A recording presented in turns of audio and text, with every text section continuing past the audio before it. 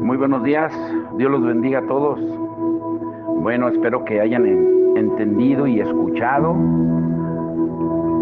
el devocional a la luz de la palabra y con la iluminación del Espíritu Santo, y entender realmente lo que significa estar crucificados. El versículo por excelencia que debe definir al cristianismo sería Gálatas 2:20. Con Cristo estoy juntamente crucificado, ya no vivo yo, mas Cristo vive en mí. Ahora, la palabra de Dios en los últimos tiempos ha sido muy bueno ver que los cristianos son cada vez más conscientes de los sentimientos, de los pensamientos de la gente, y en lugar de apresurarse a juzgar y etiquetarlas, se toman el tiempo para escucharlos, para conocer y entender sus heridas, sus deseos, y eso es algo muy bueno. Pero muchas veces, cuando se le da mucho énfasis a la persona, se comete un grave error, porque se pierden de vista los deseos de Dios. Al ocuparnos en mostrar compasión por las personas, muchas veces se ignora la santidad de Dios y olvidamos que lo que Dios siente acerca de un tema en particular empequeñece lo que siente cualquier persona o todos los seres humanos. ¿Qué quiere decir esto? Hay una escritura muy fuerte, Romanos 3:4, que dice: sea Dios veraz y todo hombre mentiroso. La verdadera compasión no solo tiene en cuenta lo que siente la persona hoy, sino que además considera lo que sentirá esa misma persona el día del juicio. Lo que muchos hacen en nombre de la compasión y de una mentalidad amplia, en realidad lo hacen por cobardía, por no decir la verdad, por no confrontar. Y como queremos que nos acepten, escuchamos y consentimos, pero nos negamos a reprender.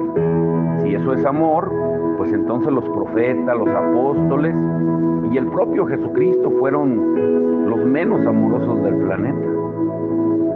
Pero cuando analizamos los evangelios, Jesús nos amó tanto que Él estuvo dispuesto a sufrir toda una vida de rechazo, incluso el mismo rechazo del Padre cuando estuvo en la cruz.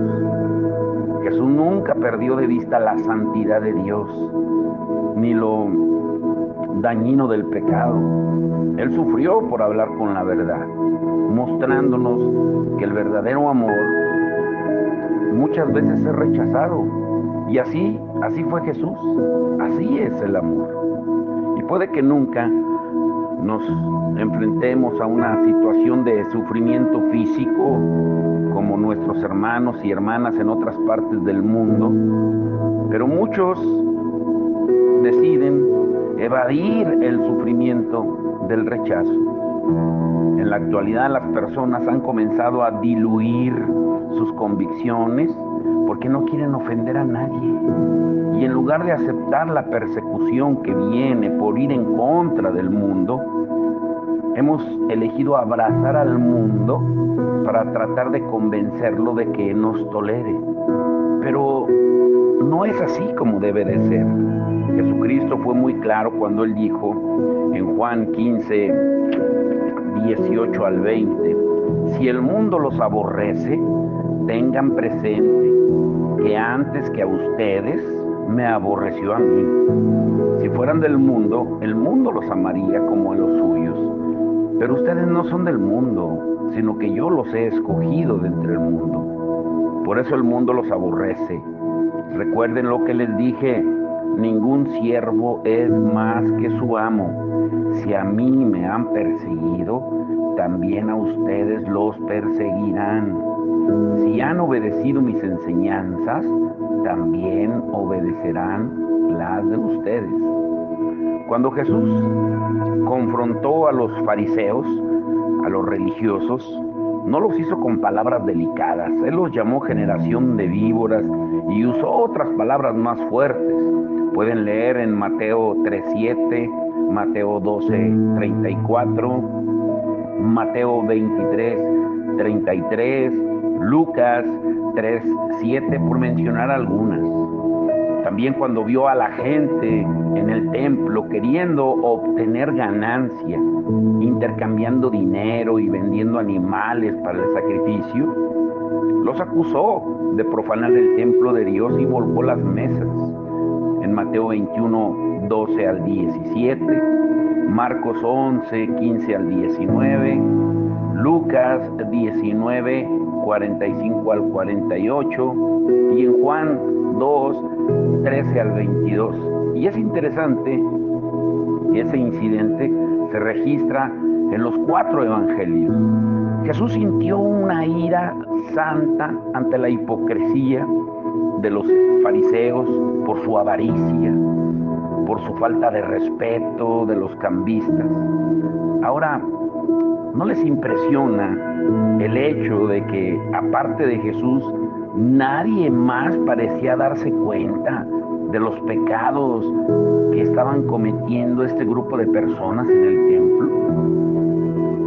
¿No vemos la multitud de judíos que asistían al templo confrontando a los fariseos o enojándose por sus actividades profanas en el templo de Dios? Estaban tan acostumbrados a eso que ya era parte de su cultura. Y yo creo, lo digo con todo respeto, que de manera similar nos hemos acostumbrado y hemos permitido que el pecado invada la iglesia, porque es parte ya de la cultura del mundo. En el siglo XXI es totalmente egocéntrica. Lo que desees, ve y tómalo. No importa si hiciste un juramento y te comprometiste con una persona, si ya no te hace feliz, tienes todo el derecho de abandonarla. Hoy los jóvenes ya no creen ni en el matrimonio. Nadie tiene derecho a juzgarte, dicen. Lo que vale es que te ames tú, tal y como eres, primero tú. Cuando la palabra de Dios dice que primero debemos de amar a Dios, después al prójimo y al final nosotros mismos. Pero el mundo invierte el orden. Primero ámate tú y después al prójimo, y si te queda tiempo, pues ama a Dios.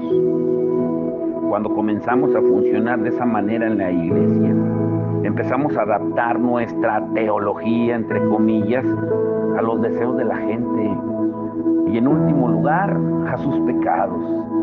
Ese tipo de actitud es un insulto para Dios. No debemos hacer eso en la iglesia. Nuestro compromiso con el reino debe prevalecer por encima de la cultura. Jesús y los apóstoles fueron perseguidos por lo que decían y por lo que enseñaban, que iba en contra de la corriente. Era contracultural. La cultura de nuestro mundo está muy corrompida, tal vez más que en los tiempos de Jesús. La enseñanza de la iglesia debería ser radicalmente diferente de lo que enseña el mundo. Y cuando eso suceda, habrá reacciones negativas y tal vez la asistencia va a disminuir, se quedarán pocos, pero la iglesia se purificará. Necesitamos regresar a la teología centrada solamente en Dios más que en el hombre.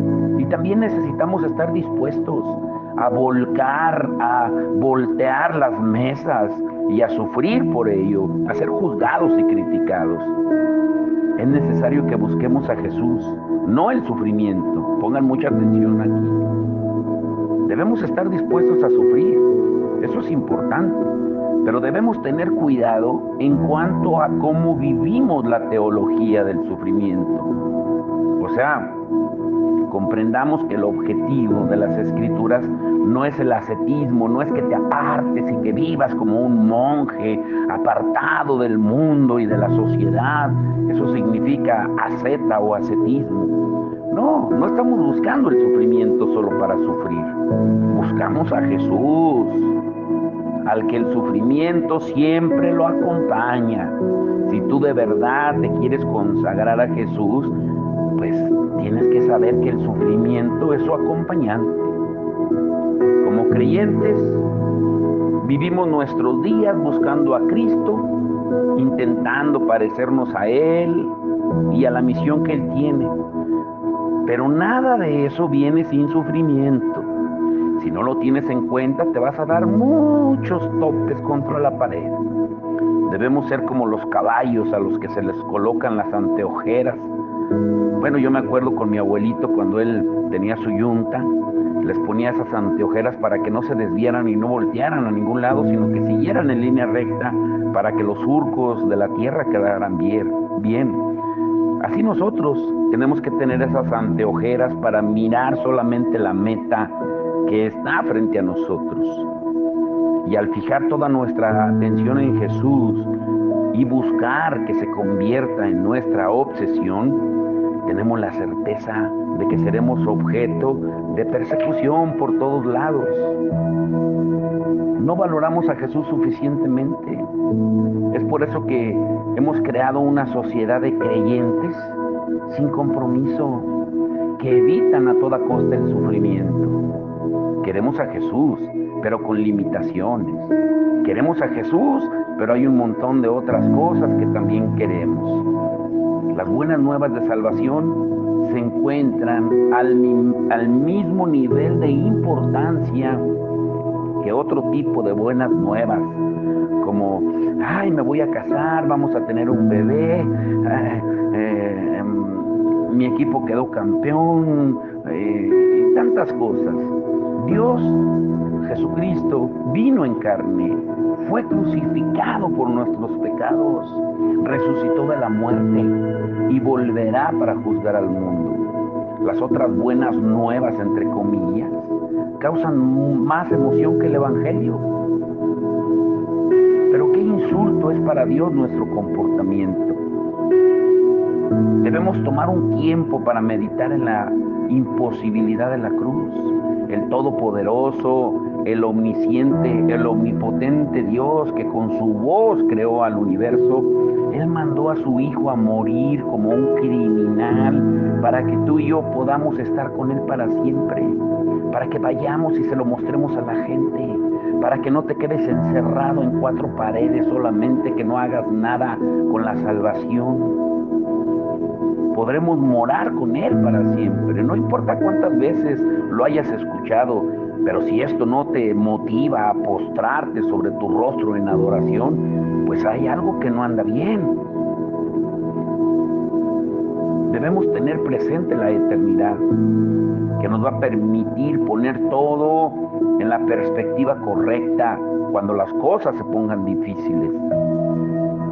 Cuando comprendamos verdaderamente lo que Jesús hizo por nosotros, el sacrificio a nuestro favor y la belleza incomparable de la vida eterna que prometió al que persevere, no vamos a poder evitar enamorarnos de Él a tal grado que deseemos entregarle completamente nuestra vida en agradecimiento por lo que Él hizo, y vamos a querer predicarle, hablarle a la gente de Él. En Filipenses 3, 8 al 11, el apóstol Pablo escribe esto que es poderoso y hermoso. Dice, es más, todo lo considero pérdida. Unas versiones dice por basura, por razón del incomparable valor de conocer a Cristo Jesús, mi Señor. Por Él lo he perdido todo y lo tengo por estiércol, a fin de ganar a Cristo y encontrarme unido a Él. No quiero mi propia justicia que procede de la ley, sino la que se obtiene mediante la fe en Cristo. La justicia que procede de Dios, basada en la fe. Lo he perdido todo, a fin de conocer a Cristo, experimentar el poder que se manifestó en su resurrección, participar en sus sufrimientos y llegar semejante a Él en su muerte. Así espero alcanzar la resurrección de entre los muertos. Al leer este pasaje, te quiero preguntar, ¿crees tú que te describe? ¿Crees que otros piensan que te describe a ti? El apóstol Pablo estaba tan obsesionado con conocer a Jesús que él quería participar de los sufrimientos de Cristo.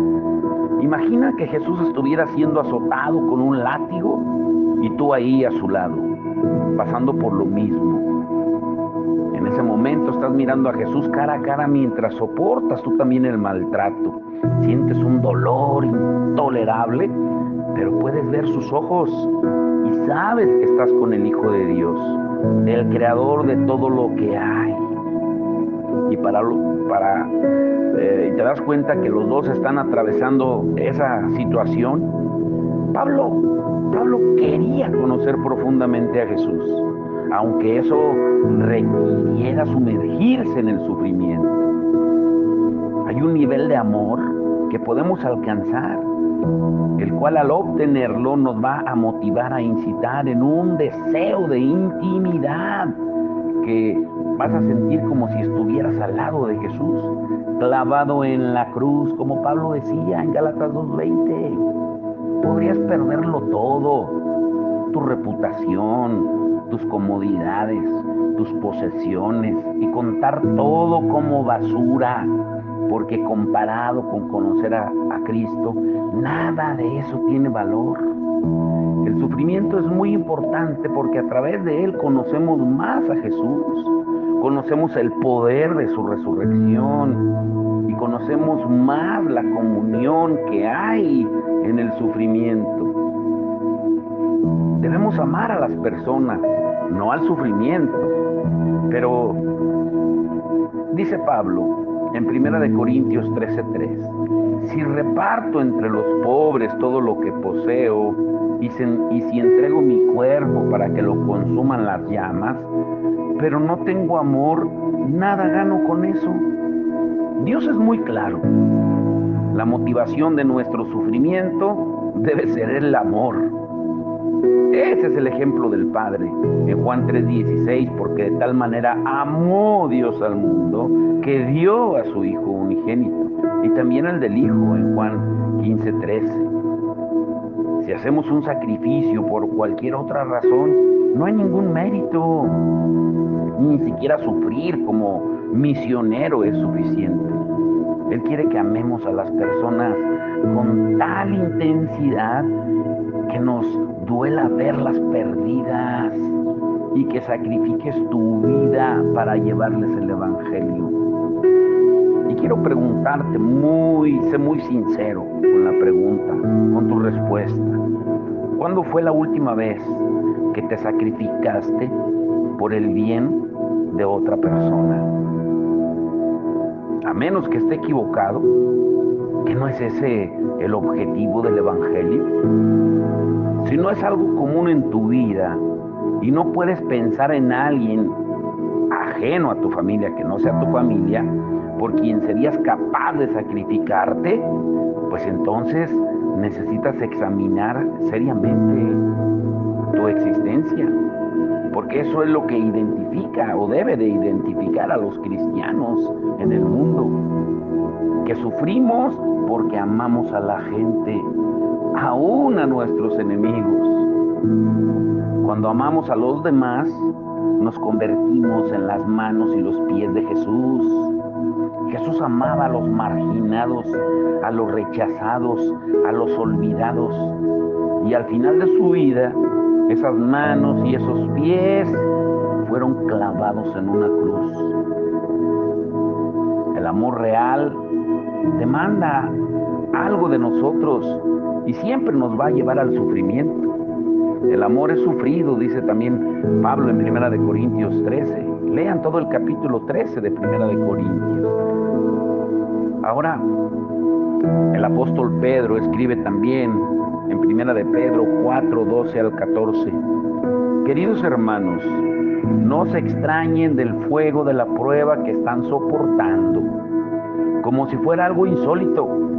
Al contrario, alégrense de tener parte en los sufrimientos de Cristo, para que también sea inmensa su alegría cuando se revele la gloria de Cristo. Dichosos ustedes si los insultan por causa del nombre de Cristo, porque el glorioso Espíritu de Dios reposa sobre ustedes. 1 de Pedro 4:12 al 14. Este pasaje lo dice todo. Pedro nos advirtió que no nos sorprendiéramos cuando vinieran las pruebas como si fueran algo insólito. Las pruebas son parte del plan. Como se ha enseñado un evangelio falso, Muchas personas dudan de la soberanía de Dios cuando llega el sufrimiento y comienzan a decir, ¿por qué a mí? ¿Pero por qué me está pasando esto a mí? ¿Por qué esto? ¿Y por qué no a ti? La Escritura dice que debemos esperar que llegue. Incluso una parte de nuestro ser debería anhelar la prueba para que también sea inmensa su alegría cuando se revele la gloria de Cristo, como dice Pedro. Ahora piensa en el momento en el que Cristo regrese en toda su gloria.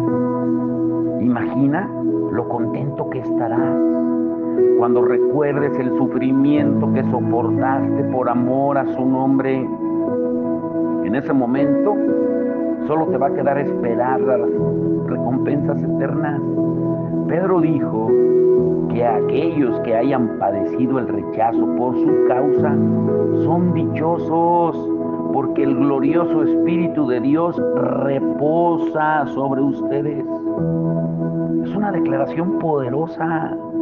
Lo que él estaba diciendo era que tu disposición para sufrir es la prueba de que el Espíritu de Dios reposa sobre ti. Nuestro sufrimiento demuestra que verdaderamente somos cristianos. Los cristianos somos gente que cree en la vida después de la muerte. La iglesia es la novia que cree que el novio volverá y que la llevará con él para estar juntos por la eternidad. Nuestra confianza en esta verdad debe producir acciones que pueden parecer tontas a los ojos de un mundo incrédulo y perdido, pero nuestra esperanza nos motiva a sufrir. Estamos conscientes de la brevedad de la vida, por lo que esperamos con ansia la gloriosa eternidad. El salmista decía en el Salmo 90:12, enséñanos a entender, a comprender la brevedad de la vida.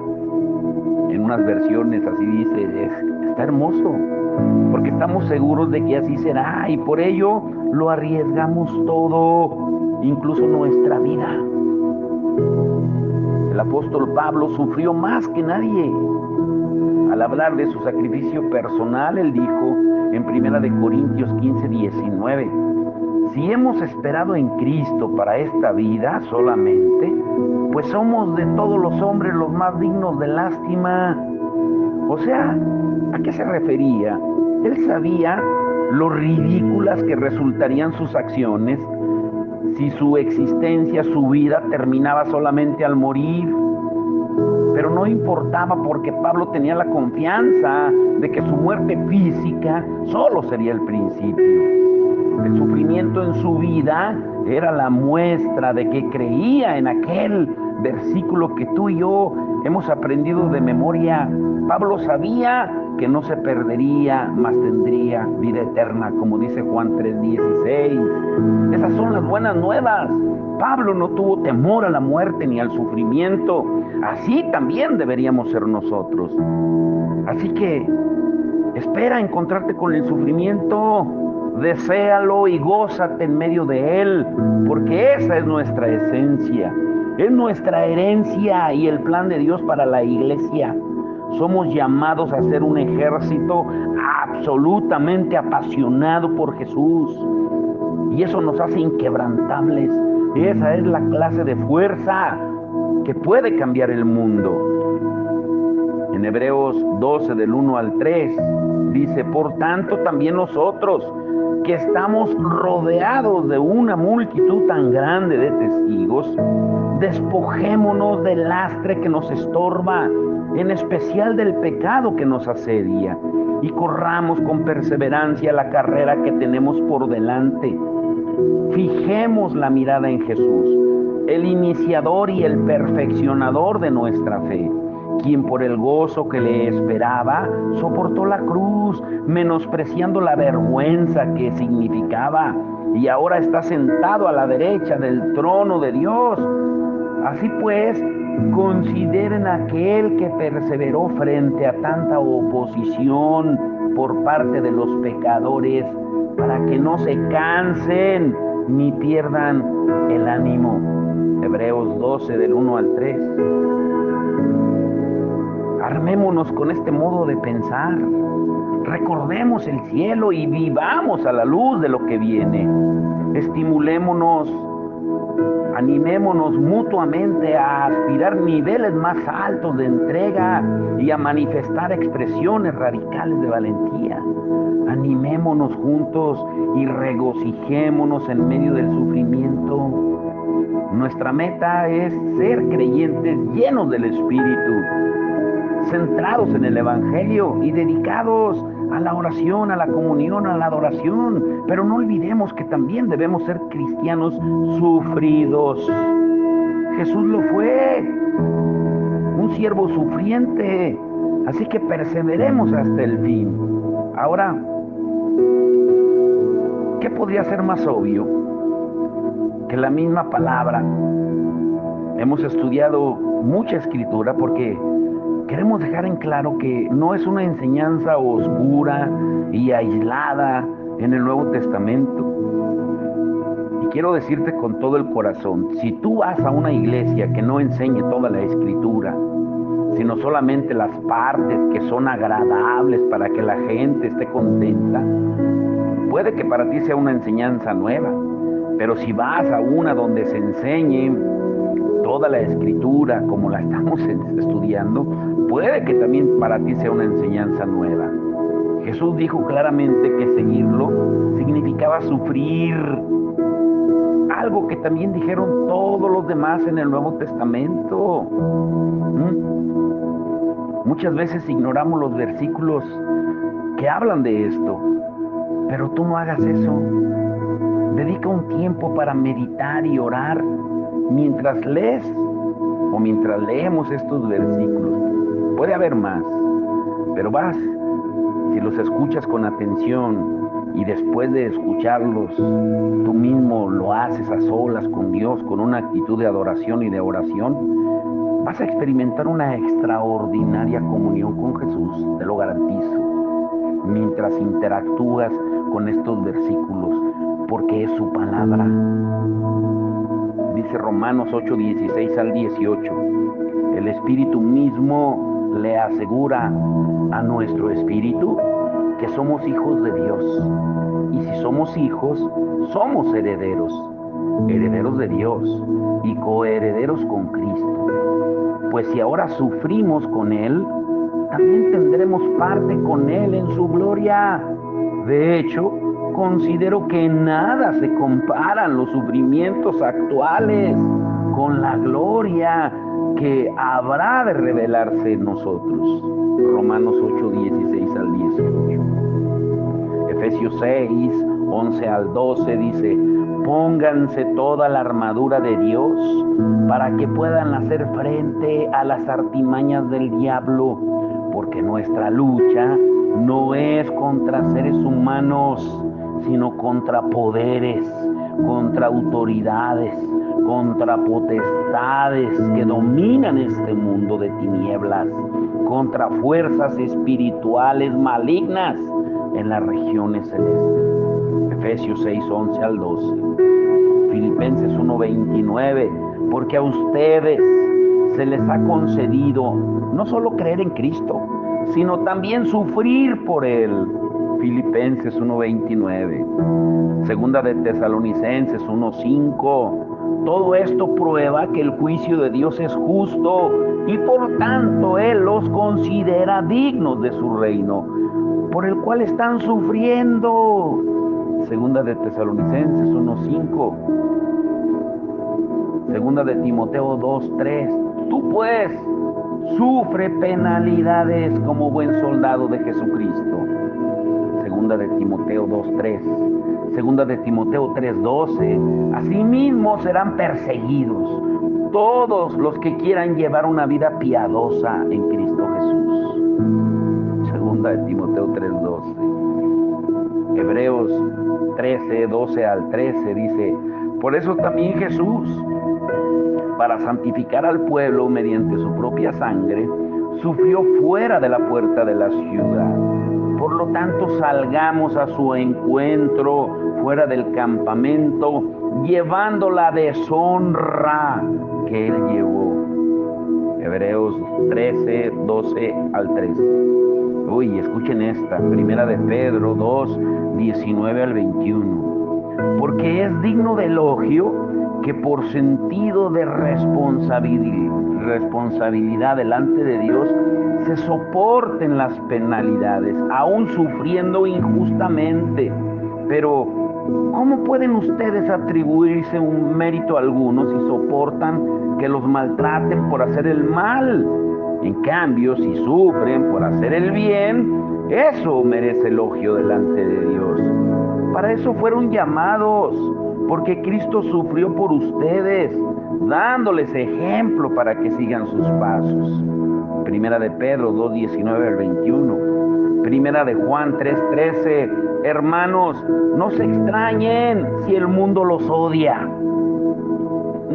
Primera de Juan 3, 13. Ahí está.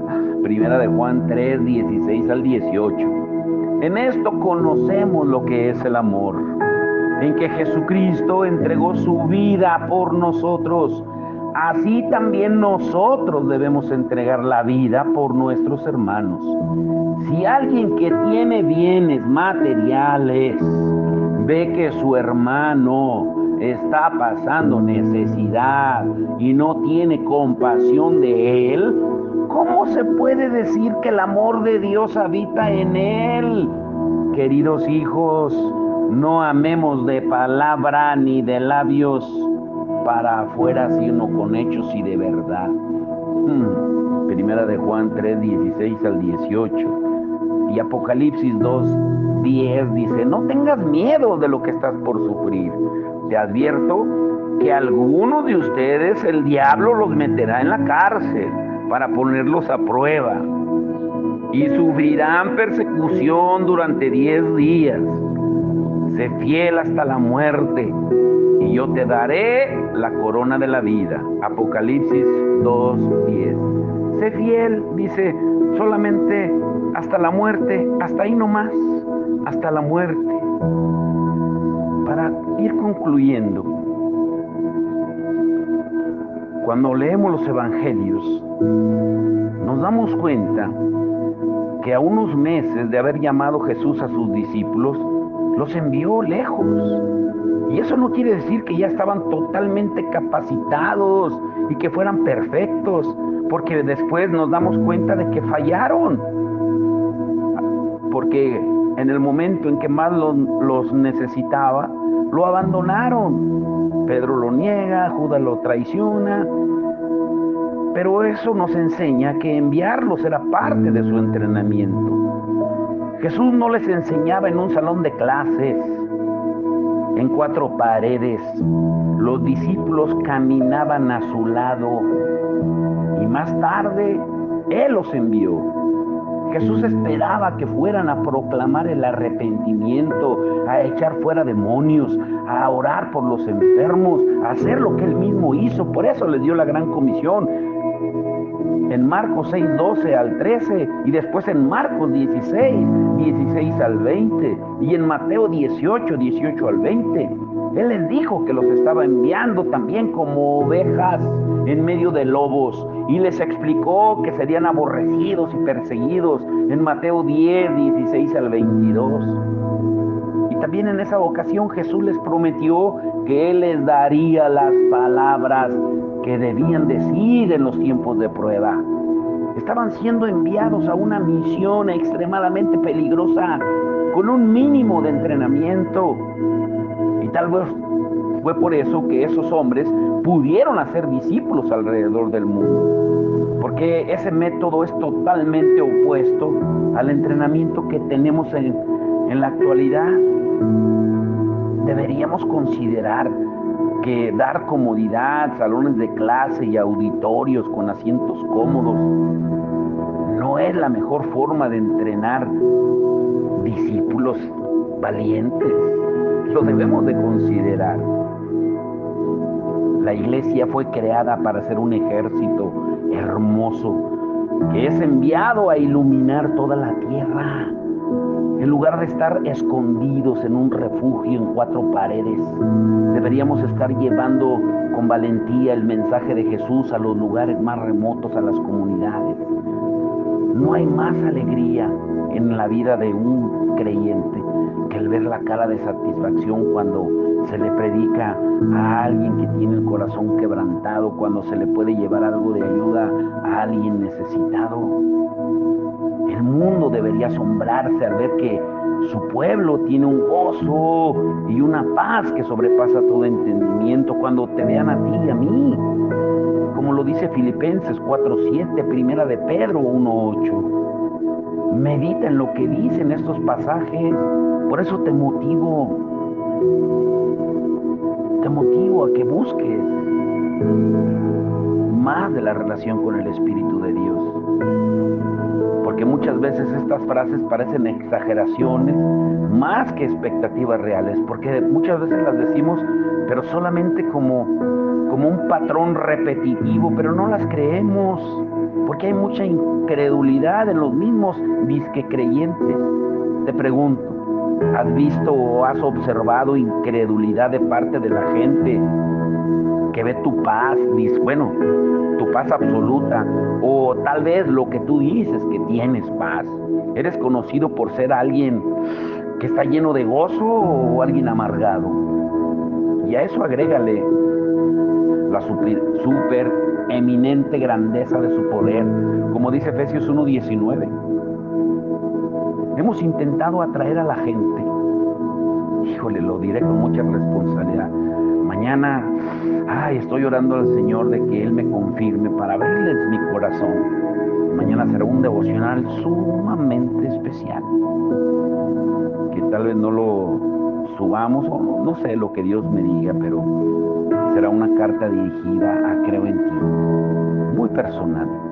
Pero quiero concluir con esto, para todos los que están escuchando, porque hay gente, aunque no lo crean, gente que está escuchando y gente que está criticando, que está atacando. Ya han venido ataques y vendrán más. Pero hemos intentado atraer a la gente usando estrategias. Y estoy hablando de la iglesia en general.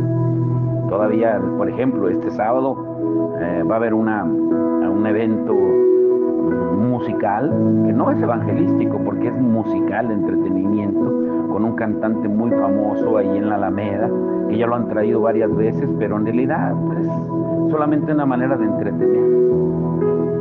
Pero ¿qué pasaría si vieran un ejército de personas que tienen un gozo inefable, una paz que sobrepasa todo entendimiento y una supereminente grandeza del poder de Dios? ¿Acaso no quedarían intrigados y dirían, bueno, ¿qué tienen ellos? Porque están pasando lo que están pasando y los vemos que están inmutables, no se mueven, siguen firmes. La iglesia primitiva atraía a las personas, quedaban fascinados con ese grupo que compartía sus posesiones. En Hechos 2:44 en adelante, se regocijaban en todo momento, tenían paz más allá de toda comprensión, un poder que Dios respaldaba con señales y maravillas. Nunca se quejaban y siempre daban gracias. Y se les unieron, porque dice la palabra que el mismo Espíritu se encargaba de unir a la iglesia los que habían de ser salvos. Pero también otros los odiaron. No hubieran permitido que los ignoraran, porque ellos compartían el Evangelio con gran valentía. Nuestra herencia está en nuestra esencia. Debemos dejar de crear refugios seguros donde la gente se esconda y comenzar a desarrollar guerreros valientes para enviarlos a predicar. Necesitamos volver a ser iglesia, la iglesia que Jesús diseñó. Vamos a orar. Padre, en el nombre de Jesús, te damos gracias por tu amor y tu misericordia, por tu bondad infinita, Señor, por abrirnos los ojos del entendimiento a través de tu palabra, Señor, por alumbrarnos el entendimiento, Señor, para darnos cuenta de que muchas veces lo que escuchamos es todo menos el evangelio verdadero tuyo. El evangelio, Señor, que tú nos viniste a enseñar, a predicar y a demostrar, muchas veces no tiene nada que ver con lo que vemos hoy. Hoy vemos mucho entretenimiento, vemos muchos eventos para tener contenta, entretenida a la misma iglesia, pero sin llevar a cabo la gran comisión que tú nos mandaste. Porque los necesitados siguen necesitados, olvidados, apartados.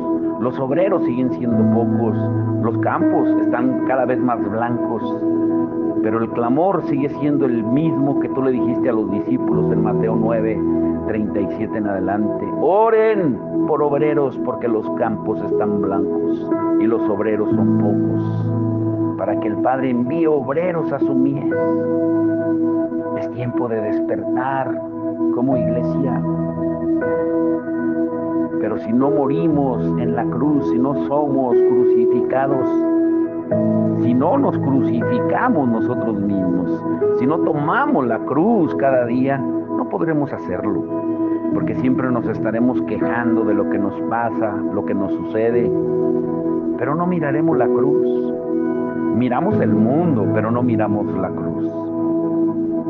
Cuando algo nos falta, miramos nuestra necesidad, pero no vemos a las demás personas que sufren mucho más que nosotros, donde nuestros sufrimientos ni siquiera son comparables a lo que ellos sufren. Señor, danos esa compasión. Tu palabra dice que tú cuando veías a la gente tenías compasión de ellos, no lástima, porque la compasión solamente puede ser producida por el Espíritu Santo, por el Espíritu de Dios. Necesitamos esa compasión tuya, Señor, pero esa compasión tuya para tenerla por los demás, no por nosotros, no autoconmiserarnos, no autoflagelarnos de que sufrimos mucho, lamentándonos por nuestra condición o nuestra situación, cuando en realidad eso es parte del paquete. Porque en ninguna parte del Evangelio vemos de que tú viviste una vida holgada o ni siquiera tenías cama ni almohada, dice tu palabra. Los discípulos jamás los vemos que hayan vivido como hoy se predica, prósperos, exitosos, ricos, o que predicaran en templos lujosos. Los veíamos siempre en aldeas, en comunidades, siendo golpeados, encarcelados, como lo estudiamos hoy, Señor. Es tiempo de volver al verdadero evangelio, un evangelio de cruz. Te damos toda la gloria y la honra, Señor, en el nombre de Jesús. Amén y amén.